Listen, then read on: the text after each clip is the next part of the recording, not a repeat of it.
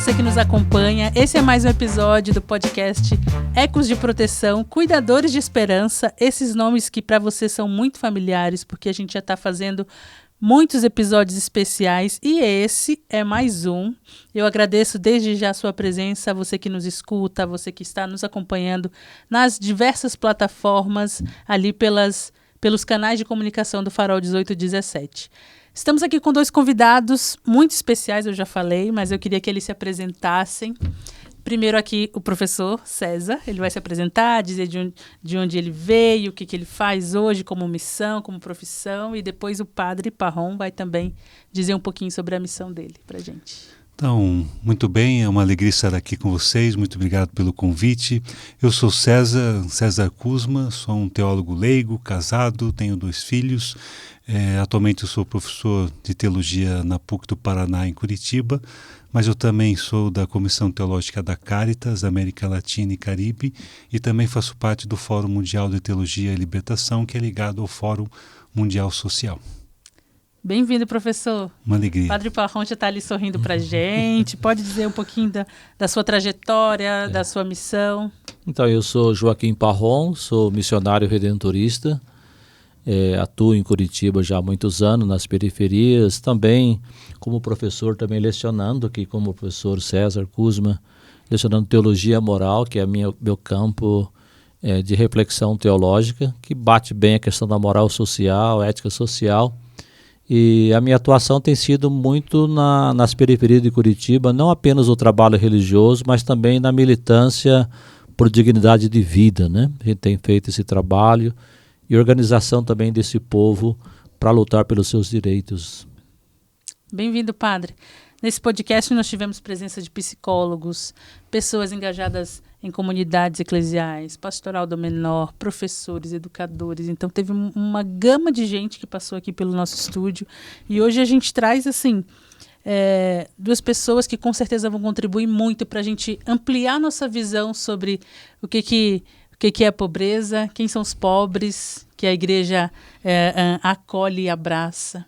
O que a gente tem ali de Papa Francisco e Papa Leão que a gente pode ressaltar para falar sobre pobreza, mas também falar da nossa militância, falar da nossa vida, que também está inserida nessas realidades mais vulneráveis, mais carentes. E assim, eu lembro aqui para os nossos telespectadores e para os nossos ouvintes que a gente está alinhando as dinâmicas, as temáticas do Jubileu da Esperança, sempre falando de proteção, de vida, de dignidade humana. Então, como é que a gente pode falar de pobreza, falar de dignidade humana? Basicamente, esse episódio é para a gente conversar com as pessoas sobre isso. Trazer uma visão teológica, uma visão pastoral, uma visão moral também. Então, o que a gente pode acrescentar na vida daquele catequista que, às vezes, precisa virar um pouquinho a chave. Que catequese vai muito além daquela dinâmica de um dia na semana ou de uma preparação de um encontro. Então, assim, eu trouxe algumas perguntas norteadoras, mas não vamos nos prender, vamos deixar de forma bem leve. A frase norteadora que a gente tem para esse episódio é: a esperança dos pobres é a missão da igreja. A esperança dos pobres é a missão da igreja. E a gente está vivendo o Jubileu da Esperança, logo mais a gente vai ter um encerramento. Então, eu queria ouvir de vocês assim: quando a gente fala de esperança e quando a gente fala que os pobres são a missão da igreja, o que significa essa frase para vocês, dentro da experiência de cada um? Né? O professor César pode começar, depois o padre Parron, para a gente falar.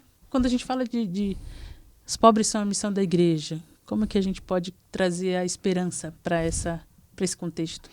Bom, obrigado pela questão, e ela é uma questão norteadora e que tem uma base teológica fundamental e que vai ter uma implicação prática em nossa dinâmica de fé, de vida comunitária e pastoral. Em nível teológico, nós temos que partir do pressuposto de que cremos em um Deus que por amor se fez um de nós, que por amor se despojou, que por amor se fez criatura humana, né? Se encarnou. E ele diz o texto bíblico que ele que era rico se fez pobre, ou seja, assumiu a nossa condição. E assumiu a nossa condição vivendo toda a vulnerabilidade da condição humana, na condição ontológica do ser, na questão social, na questão política, na questão de vida. Isso dá a base daquilo que nós devemos ser enquanto igreja, porque ao tomar essa condição, ele se faz sensível a todas essas realidades que são tocadas, que são vulnerabilizadas, que são precarizadas na nossa estrutura humana e social. Então, ao exemplo do Cristo, nós devemos ter essa mesma atitude também. Então, quando o Papa Francisco já traz esse pulsar de colocar os pobres no centro da proposta evangelizadora, e agora também com o Papa Leão XIV, a partir do documento de Lex Ite, onde ele tenta trazer a dimensão dos pobres como algo central, trazendo a dimensão cristológica do Cristo como ponto fundamental. Então isso é o encontro. Então essa opção que se faz pelos pobres, que é uma marca da Igreja da América Latina, e essa opção ela tem um fundamento cristológico, ela tem um fundamento de fé. Não tem como anunciar o Evangelho senão a partir dessa lógica, dessa dimensão, porque Cristo, aquele que cremos, é alguém que se fez pobre e viveu a pobreza intensamente. Então eu começo por aí nós vamos avançando na reflexão. Padre. Então eu sigo também esse raciocínio, essa reflexão do César, muito interessante, porque Jesus, o Evangelho todo, os 4 evangelhos que narram a vida de Jesus, sua pregação, sempre está indo ao encontro dos mais fragilizados, sejam doentes, as pessoas enfermas, que eram pessoas excluídas da sociedade. Então, o César coloca muito bem que a encarnação, o nascimento entre os pobres, se fez pobre, como diz na carta de São Paulo, apóstolo aos Tessalonicenses, me toca muito isso, né? Se fez, deixou a condição humana para ser um dos mais humildes. E toda a vida dele, toda a pregação dele vai ao encontro das pessoas, levando a esperança. Isso que é interessante. E o tema que você trouxe é muito interessante. A esperança dos pobres é a missão da igreja, porque nós, como igreja, devemos ser sacramentos de Jesus aqui na terra. Então a igreja é o sacramento de Jesus. E esse sacramento de Jesus, que é a igreja, deve cumprir a missão que Jesus fez, pregou e deixou para nós seguirmos. Todas as vezes que nós não caminhamos com os pobres, na direção dos pobres, a gente está traindo a missão da igreja e traindo a missão que Jesus deixou à igreja. Então, esse tema é fabuloso. E a esperança deles é também nossa esperança.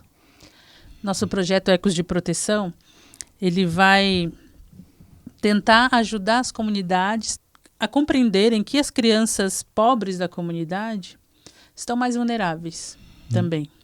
Aí a gente fala de abusos sexuais, a gente fala de outras questões também que a pobreza pode potencializar numa comunidade.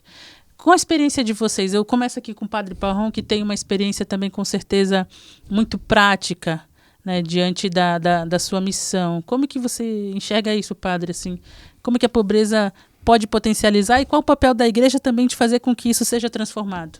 Sabe que uma experiência que eu trago foi a partir da pandemia, durante a pandemia, quando as coisas se fecharam, as lojas, recordo muito bem, abril de 2020, especialmente nos lugares que nós atuamos, que são uma população vulnerável, que são catadores de recicláveis.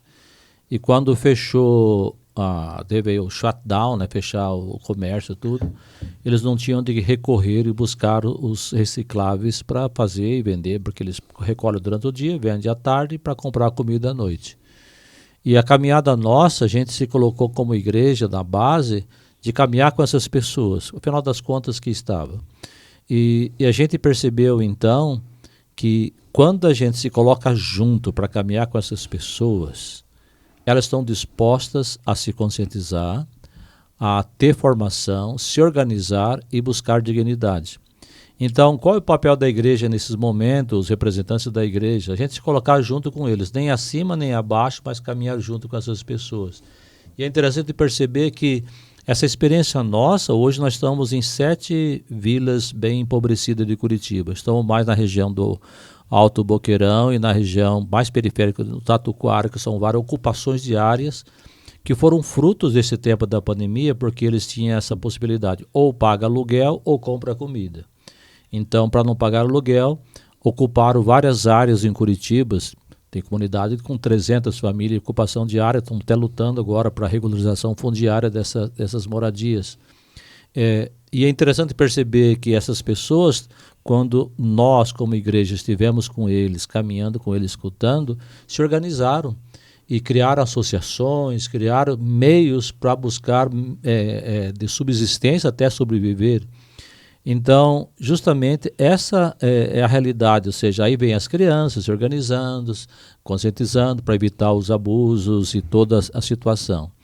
Que hoje gerou para nós hoje, que não era só comida, mas todas essas vilas, nós estamos hoje com 4 centros nessas ocupações, são centros culturais para alfabetização, reforço escolar, onde tem um EJA, ou seja, não é só comida, né, que as pessoas precisam, elas querem também educação, e a chave de fato de libertação passa pela educação também. Então a minha experiência é muito positiva no sentido assim, quando nós da igreja, nós da teologia, nós das pastorais, passamos a caminhar com essas pessoas, elas, interessante, identificam com a gente e querem se organizar para lutar por dignidade. O professor César aqui nos bastidores estava contando para a gente da experiência dele também no Rio de Janeiro, ficou 12 anos lá, voltou para Curitiba, com certeza tem uma experiência também prática com as comunidades, como leigo casado. Então, como é que você enxerga, professor, essa questão das crianças, das pessoas mais vulneráveis que a igreja abraça e que pode também transformar numa outra realidade? Eu acho que são experiências que nos tocam enquanto humanos, naquilo que temos de valor, mas naquilo que também temos de fragilidade, porque todos nós, diante de situações como essas, de vulnerabilidades, de precariedades, de estruturas que invisibilizam pessoas concretas, nós temos uma sociedade que está falhando. E se essa sociedade está falhando, nós, enquanto humanos, também estamos falhando. E muitas vezes também, enquanto igreja, quando nós nos esquecemos de que essa é a nossa missão e que essas pessoas são os preferidos, os prediletos do reino de Deus.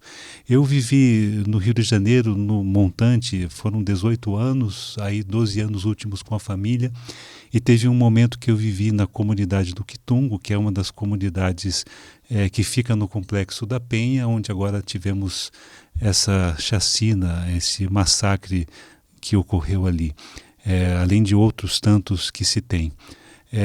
Às vezes, de maneira superficial, as pessoas julgam ou pré-julgam que quem mora em comunidade, quem mora em favela é ligado ao tráfico, é ligado à bandidagem, e na verdade sim, há pessoas que se veem marcadas por isso, mas que são cooptadas ou que às vezes não têm opção.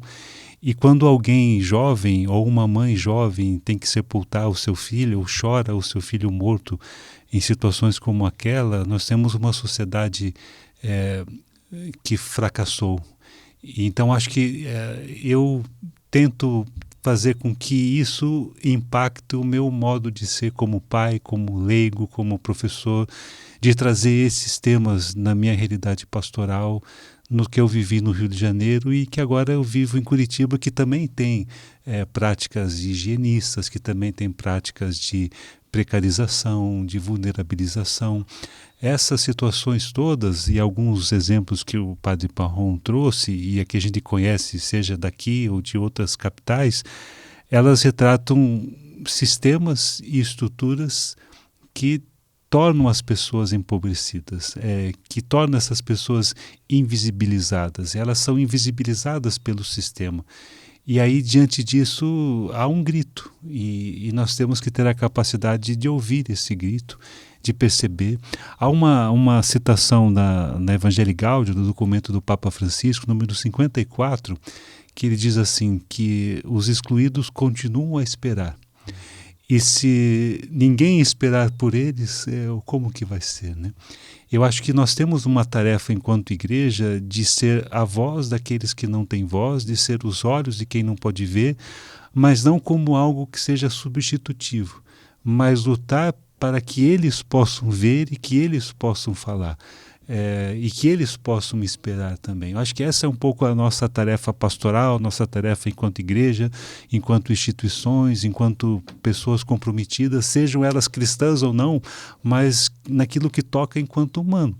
Aí eu volto naquilo que eu falava primeiro. Então, o fundamento primeiro da nossa fé que leva a ter essa opção pelos pobres e fazer disso uma missão da igreja está naquilo que cremos do mistério maior, de um Deus que, por amor, tocou essa realidade sofredora, fez uma opção.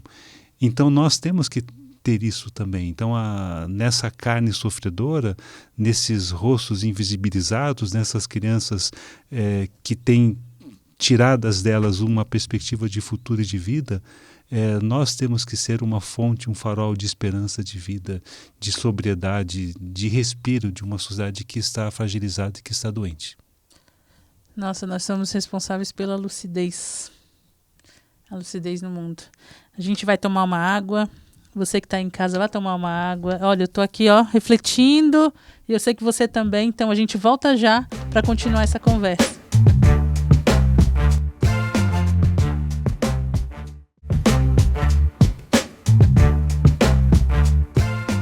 Quero convidar você que está nos ouvindo a acompanhar os outros episódios que nós já gravamos do podcast Cuidadores de Esperança.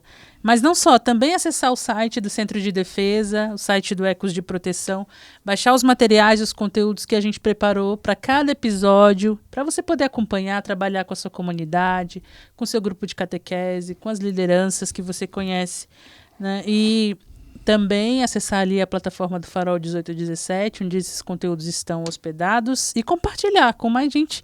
Quanto mais gente, melhor, né? Quanto mais gente ouvir essa conversa nossa aqui, melhor. E a gente volta. Eu quero resgatar aqui uma frase do professor César.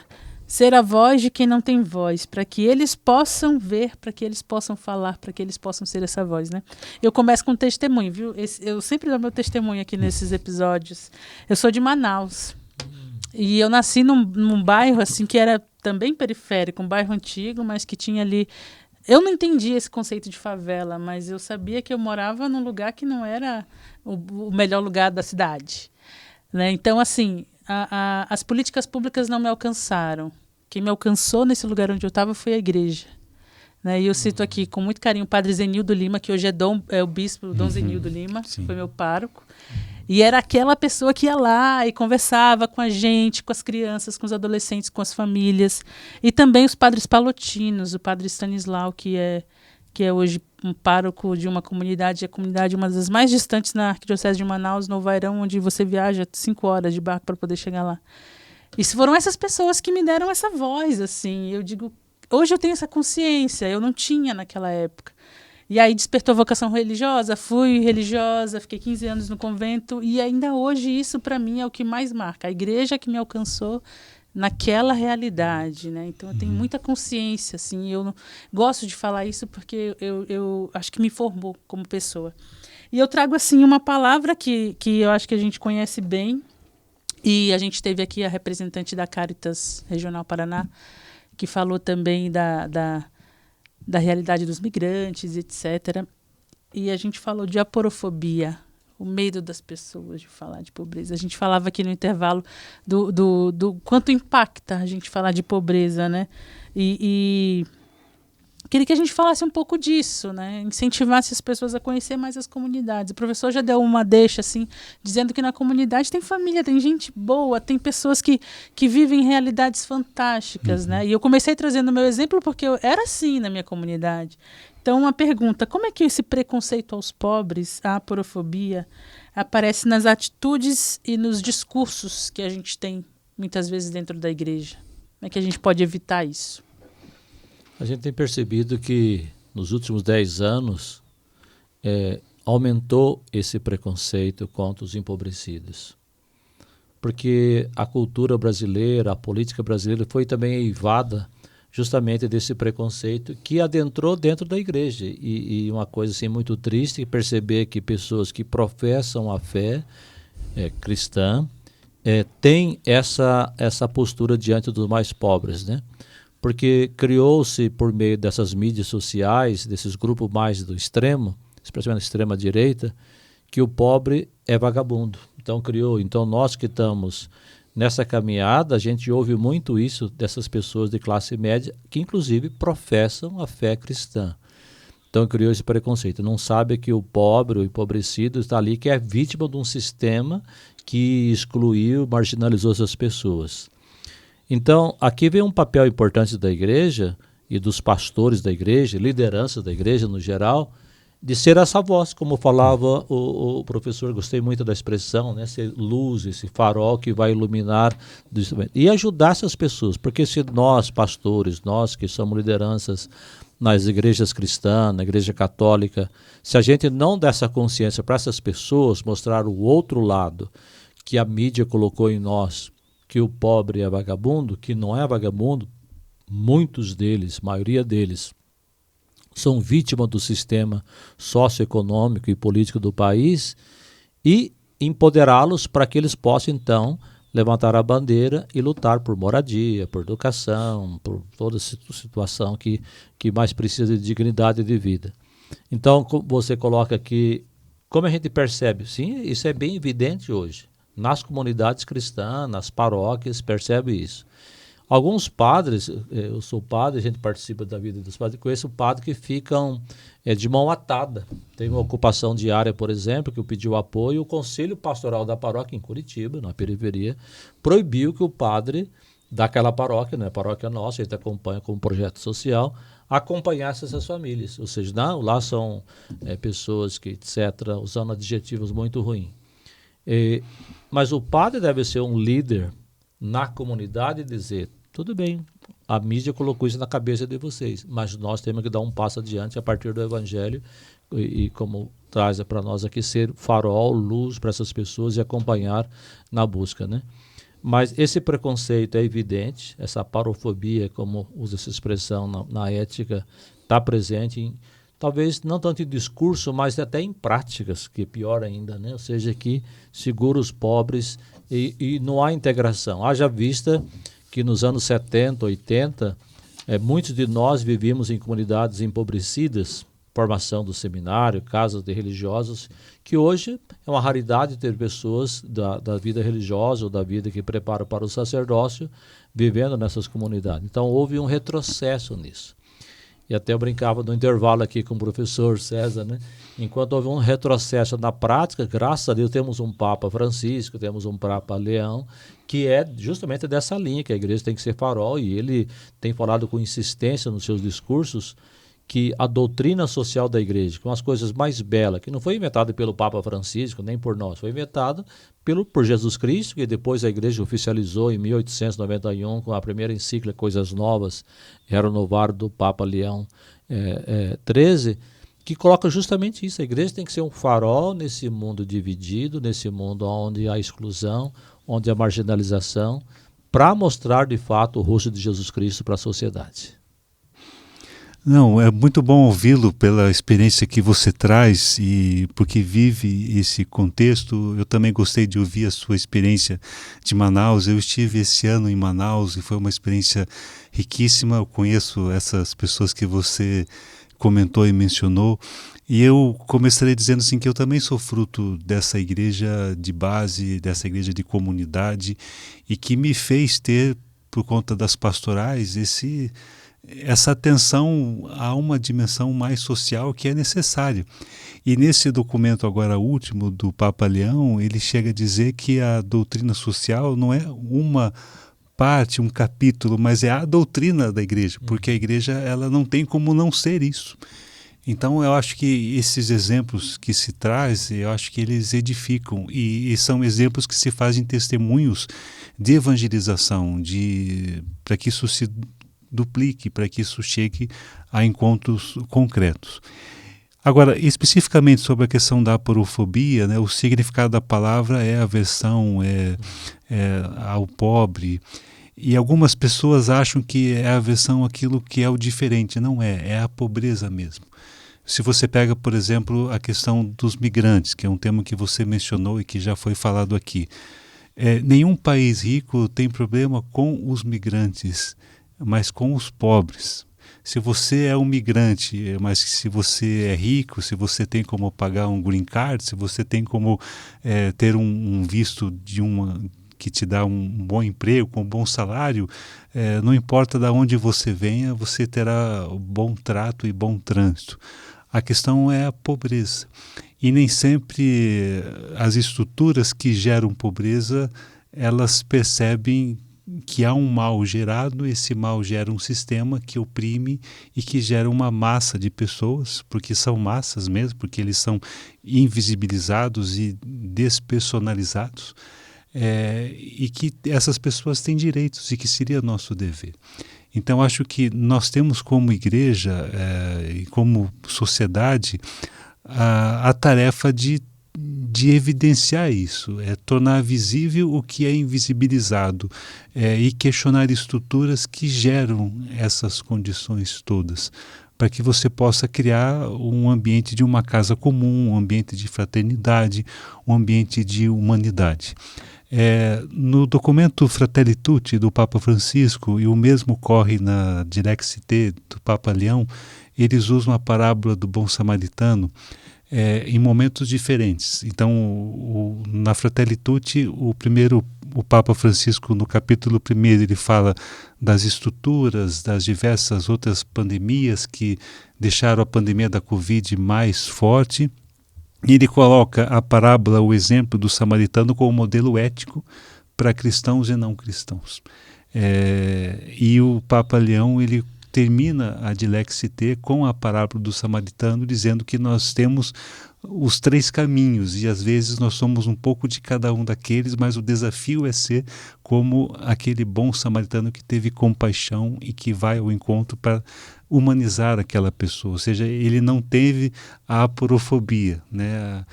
Agora, essa parábola do samaritano é uma parábola que a gente vivencia ela cotidianamente. Basta eu sair da porta da minha casa, basta eu dobrar a esquina, basta eu sair da universidade, na porta da igreja. Eu morava no Rio, na Tijuca, e ali tinha a paróquia dos Redentoristas, próximo ao metrô, Santo Afonso, e você tinha toda aquela estrutura. E que são invisibilizados pela prefeitura. E se você não tem pastorais sociais que tornam, que não são, que fazem com que essas pessoas sejam visibilizadas, você não tem algo. Então, como que nós trazemos esse conteúdo da parábola do bom samaritano como uma prática coerente nossa enquanto pessoas, enquanto humanos, enquanto igreja, para que ela não seja apenas uma história que nós nos comovemos, como muitas histórias agora, estamos na época do Natal, as pessoas se comovem com o menino Jesus na manjedoura, mas quantos retratos de famílias como essa estão por aí, nas nossas periferias, nas nossas comunidades, nas nossas praças e ruas, e nós ignoramos.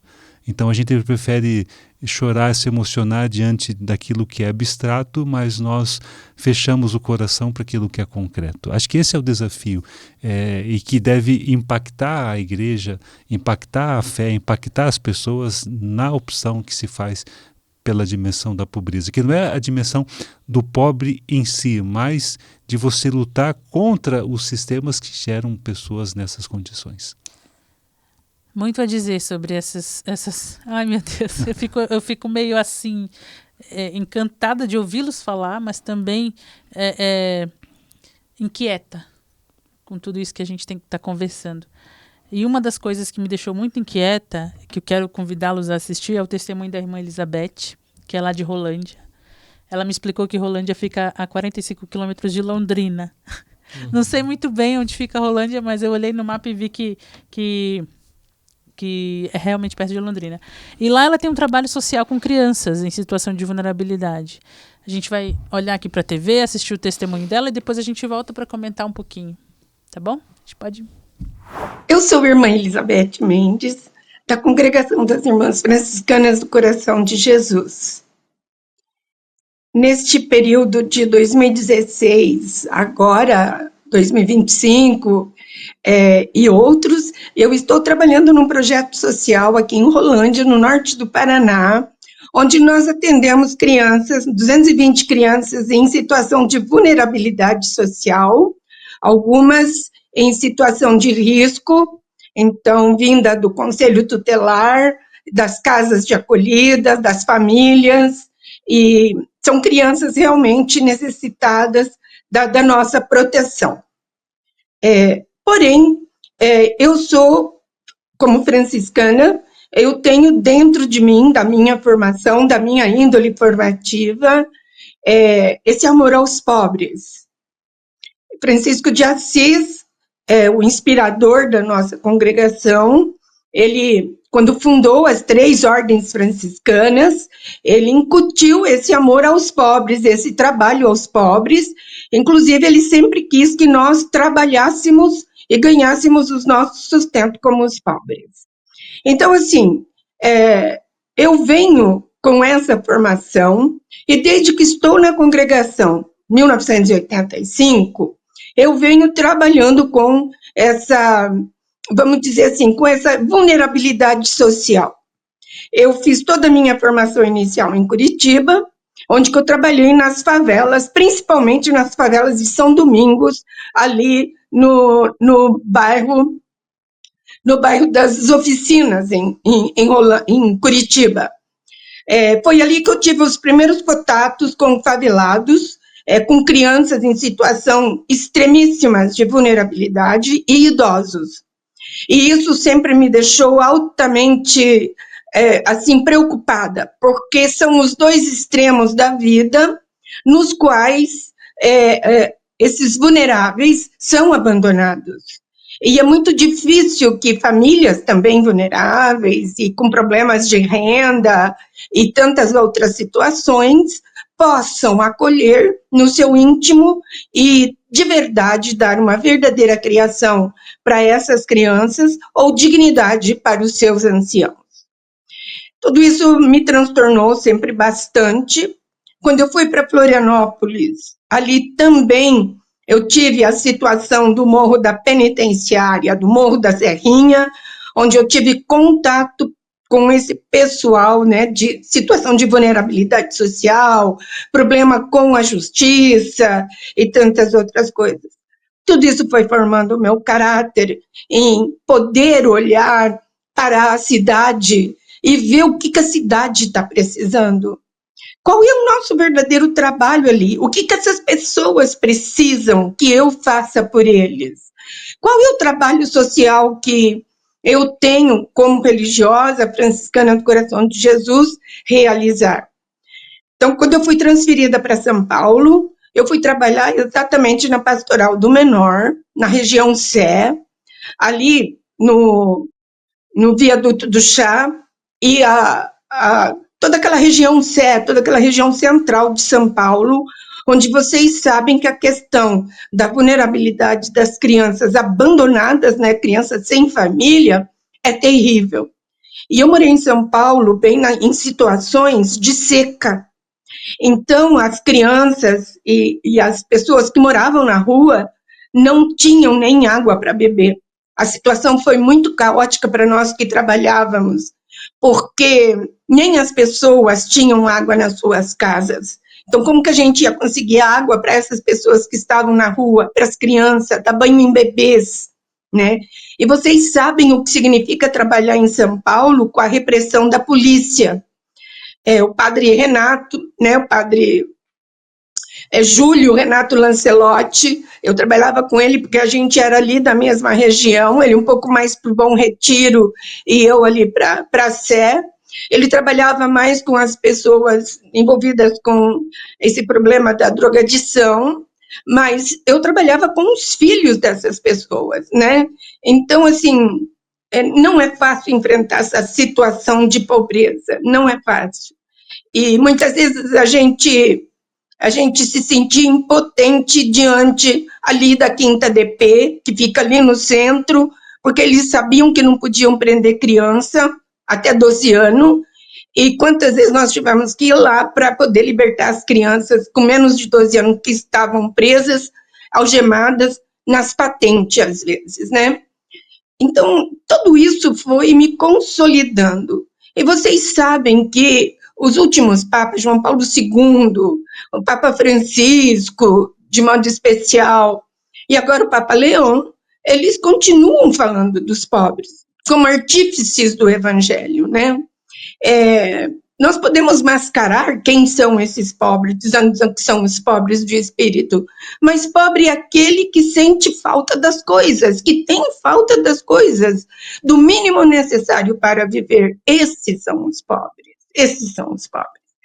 Então, com essa consciência, minha gente, eu como religiosa, hoje eu já estou com 66 anos, eu continuo na luta pelos pobres, agora somos proibidos de dar comida para quem mora na rua, então a nossa luta com o governo, e principalmente com pessoas que não entendem esse trabalho com a pobreza, é muito difícil, é muito difícil. É mais fácil nos chamar de comunistas do que nos ajudarem, né? E eu estou numa região do Paraná, que é uma região muito rica de comida, mas ainda temos muita pobreza, temos muita fome, temos muita fome. E a luta pelas políticas públicas, ela é muito importante. É muito importante que nós religiosos, nós que estamos na missão, estejamos presentes nos conselhos municipais, nos conselhos estaduais e federais, para que a gente possa levar uma palavra de consolo e de verdade ali onde há os desvios. A minha experiência é de luta incansável para que todos tenham dignidade, para que todos tenham vida e tenham vida plena. Esse é o que Jesus nos pediu e é isso que eu tento. E a dignidade muitas vezes passa pelos CAPs, pelos CRAS, né? Pela Bolsa Família e tantas outras coisas. E a gente precisa garantir, isso aqui é uma garantia de direito das pessoas, que quando ela precisa, ela seja atendida. E é isso que eu faço na minha instituição. Quem chega é atendido. Nem que naquele momento eu tenha só um pão e um café para dar. Antes da gente comentar a fala da irmã Elizabeth, eu quero convidar você a tomar um cafezinho. Faça o seu cafezinho, tome sua água. Abra lá o portal do Farol 1817, do Centro de Defesa e de todos os nossos outros parceiros, que eu não mencionei aqui ainda, mas eu vou falar agora. PUC Paraná, Diocese de São José dos Pinhais, Centro Marista de Defesa da Infância, Farol, outras rádios que também se propuseram a transmitir aqui no nosso episódio, a Rádio Lio, a Rádio Amar e Servir e todas aquelas parcerias que a gente foi durante o caminho e o processo também sendo abraçados por vocês. Obrigada, a gente volta já.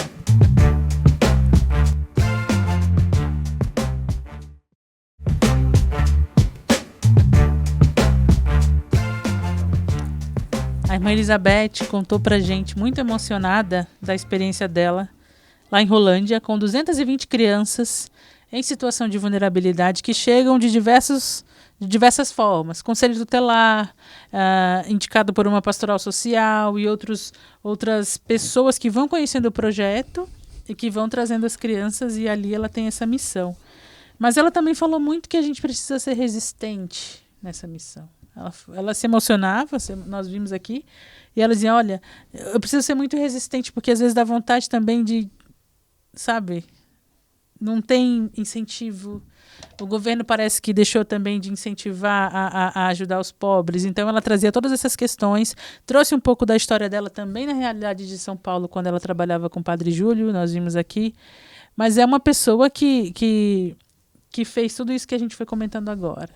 Viveu o evangelho, transformar o evangelho em atitudes concretas ali na sua realidade, mas também a sua vida vocacional como franciscana, ela abraçou isso e ela se emocionou, nós vimos, porque a gente deu visibilidade para o projeto dela, e ela agradecia, né?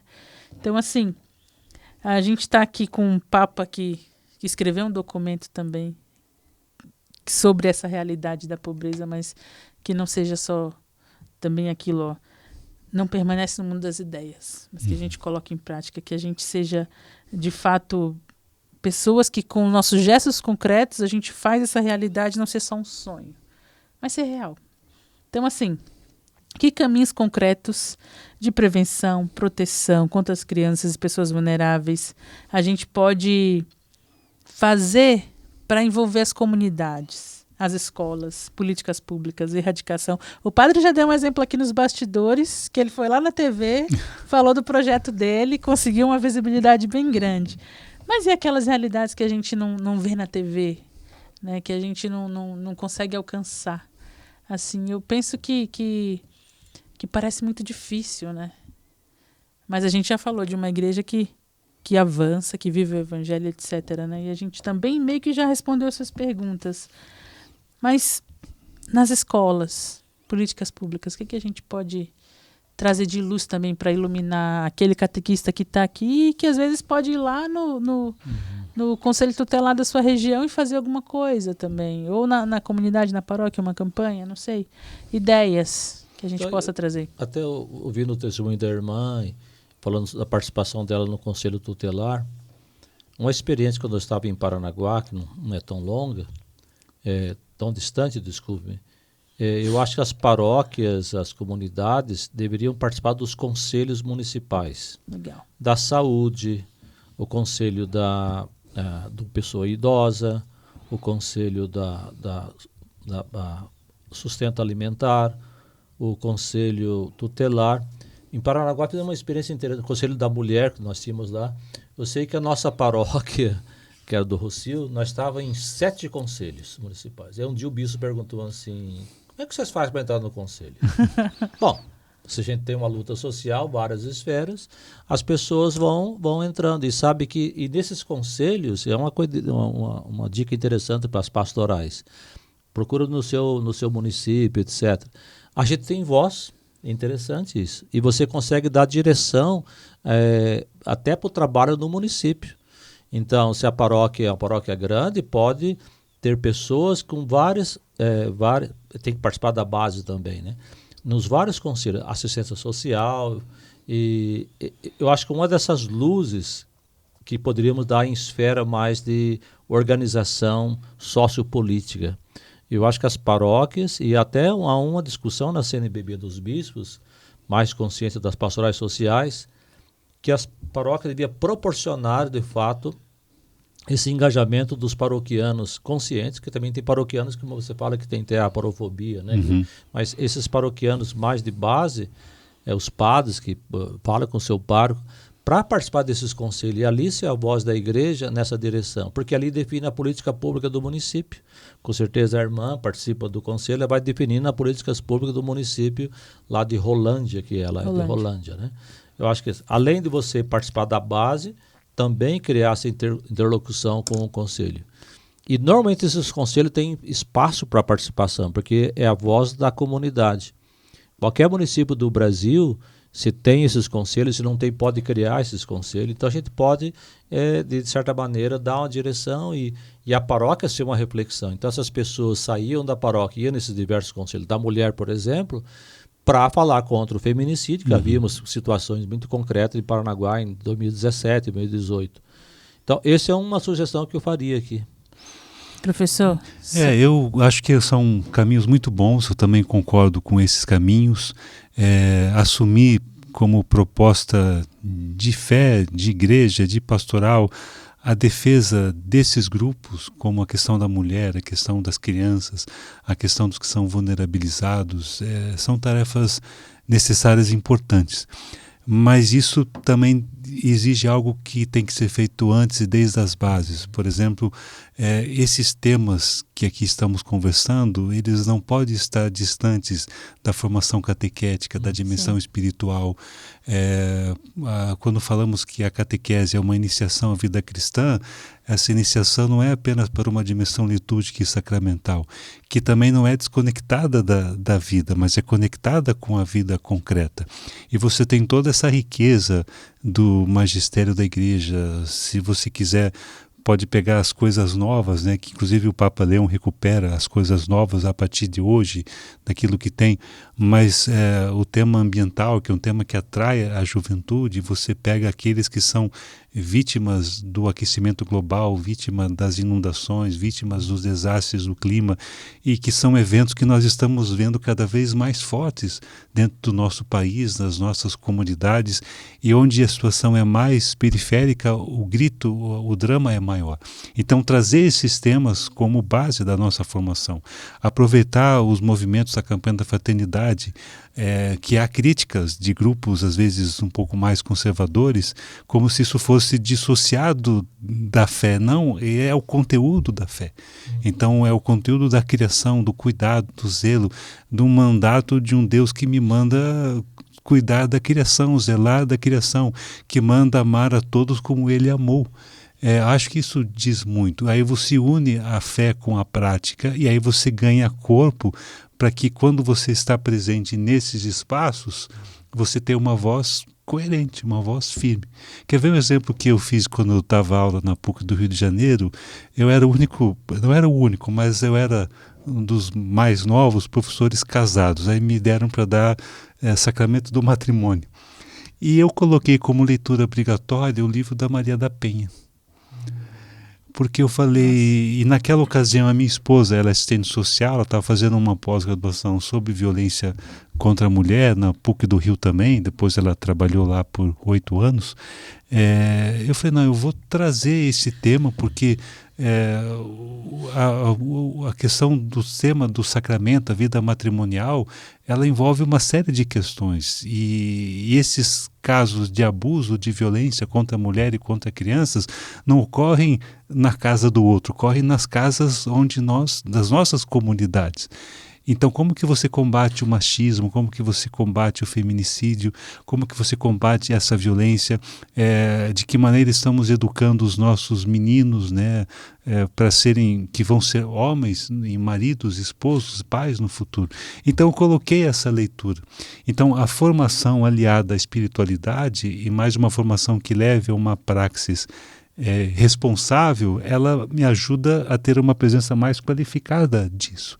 E aí vai também a conscientização da nossa participação política, naquilo que exigimos como direitos, naquilo que temos também como deveres, a conscientização, a participar de grupos, de movimentos, e esses fóruns são importantes, né? Então acho que são tarefas. Então eu acolho isso que o Padre Parron fala, que acho que são caminhos importantes, mas eu também somo que tentar unir essa dimensão da fé, da prática, da formação em todos os níveis, né? De você trazer esses temas. Nós poderíamos, nas nossas comunidades, criar grupos de estudos para discutir esses temas, discutir esses documentos, naquilo que é prático, naquilo que está sendo colocado ali. Isso vai dando um novo corpo de uma comunidade que se sente mais responsável em relação a isso. Nós falávamos um pouco das políticas higienistas. No documento de Lex IT, o Papa fala da importância da esmola. A gente entende que a esmola ela não humaniza e ela exige uma política pública correspondente. Mas o negar o pão a quem tem fome também é uma falta de humanidade, né?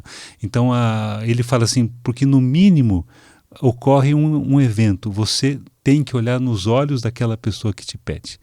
Então você ter esse tempo de olhar no olho daquele que está vulnerabilizado, precarizado, isso toca você e que te leva a ter essa conscientização de buscar forças, estruturas, transformação política e estrutural. Muitas dicas, gente, mas olha, eu anotei. Colocar a paróquia, a comunidade, você, seu grupo, para se mexer, né? No fim é uma movimentação daquilo que você tem como fé, aquilo que você acredita. E eu pensava assim, meu Deus, como é difícil a gente, às vezes, convencer uma pessoa que acha que a vida da fé cristã é aquela espiritualidade e ali, pronto, saiu da porta da igreja, acabou. Não tem mais nada, né? Mas o testemunho da irmã Elizabeth também vem nos dizer que de fato é um sair de si, né? Um sair de si. Teologicamente falando, pastoralmente falando, moralmente falando, a gente amplia o olhar e começa a olhar as pessoas olho no olho. Acho que essa é a lição que fica para mim, e aí você pode também fazer o seu resuminho aí e compartilhar com a sua comunidade mesmo, né? Então, a gente vai parar um pouquinho para refletir sobre aquilo que a gente escutou até agora e depois a gente volta para encerrar esse episódio onde a gente está falando também das pessoas empobrecidas, de políticas públicas, de realidades paroquiais, teológicas que podem ajudar você na sua comunidade.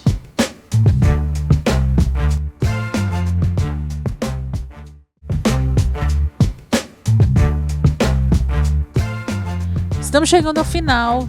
Quero fazer você se lembrar que você pode ir lá nos nossos canais assistir novamente aquilo que você já viu até agora, fazer suas anotações. E eu quero deixar esse momento assim especial para vocês dois, também já começando a agradecer a presença, a conversa, as luzes que foram se acendendo assim pelo caminho da nossa conversa. E aí eu peço para vocês deixarem um recado para quem está assistindo a gente, para quem está ouvindo a gente, porque esse podcast, assim, às vezes as pessoas vão ouvir no rádio, vão ouvir lavando a louça, vão ouvir andando de carro. Então, assim, que recado que vocês querem deixar para a gente encerrar esse momento como uma celebração, vamos dizer assim, também por essa conversa que a gente teve, que foi muito, muito legal, assim, virou muitas chavinhas aqui na minha cabeça, professor. Bom, primeiro eu quero agradecer a oportunidade, agradecer de me encontrar mais uma vez com o Padre Parron e conhecer a você e o projeto.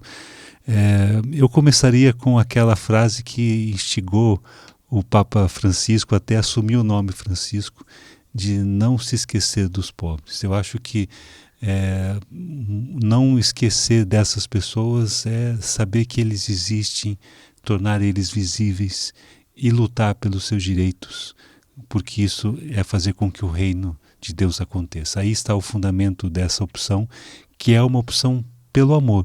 E quando nós fazemos a opção pelos pobres, é porque nós estamos fazendo a opção pelo Cristo. Acho que isso é um ponto que é fundamental e que não podemos esquecer. Padre. A missão, a esperança dos pobres é a missão da igreja, né? E até teve uma palestra maravilhosa do professor César lá no estúdio, que falava justamente sobre cristologia. E a cristologia, ou seja, o Cristo, né, que fala do Cristo, encarnado ou a realidade da pobreza, que é indissociável, né? Ou seja, não dá para você seguir Cristo e se também não estiver nessa missão com a esperança com os pobres. Essa faz parte justamente de todo o Evangelho. E também um outro elemento que você trouxe no começo, que a pobreza, o sofrimento, a gente não romantiza, né? Não é uma coisa romântica, né? Não é uma coisa romântica. Exige pisar os pés no chão, né? Com muita serenidade, com muita calma, porque a classe às vezes mais conservadora tem esse pensamento, ou seja, porque às vezes alguns podem ser violentos, nesse meio mais periféricos, mas também no centro também tem violência.